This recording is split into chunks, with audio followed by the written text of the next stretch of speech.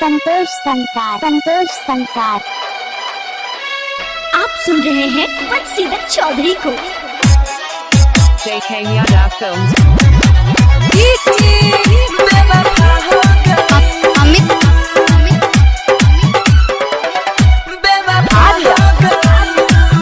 presented by Albina Recording Studio, Simla।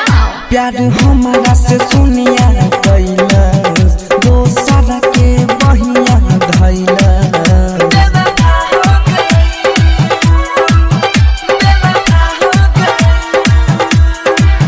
प्यार हमारा से सुनिया कैलस दोसर के बहिया धैलस।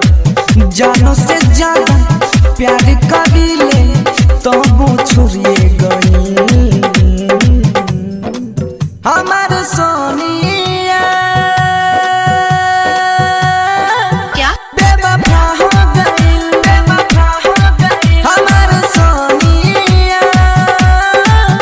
बेवफा हो गई, बेवफा हो गई हमार सोनिया, हमार सोनिया, हमार सोनिया। बेवफा हो गई, बेवफा हो गई हमार सोनिया। बेवफा हो गई, बेवफा हो गई।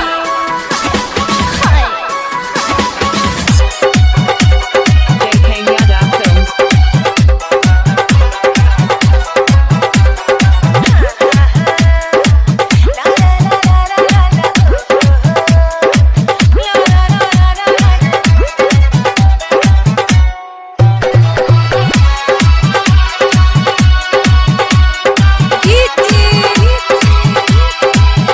अमित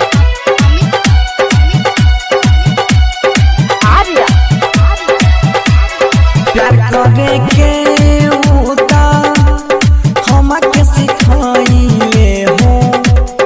हम ना जानत रही कुछ हमके बताइले हो। हम ना जानत रही हमके बताइले हो। जब दिल में ना रहे प्यार कइयो काहे इजहार। दिहला शुरुआई उ हर जाई मुहवा मोर गई हमार Sonia.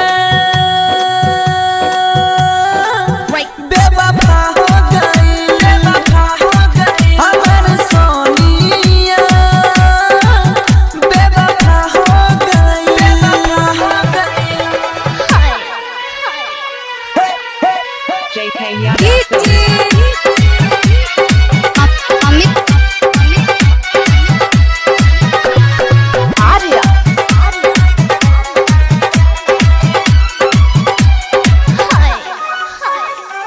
presented by Albina Recording Studio, Simla। प्यार में देके धोखा हमके रोमाइले हो। भुवर भोजपुरिया के काहे नहीं भइले हो। बाबू याला बेला के काहे नहीं भइले हो। मोर सपना तोर चल गइले जब हाथ में हदी लग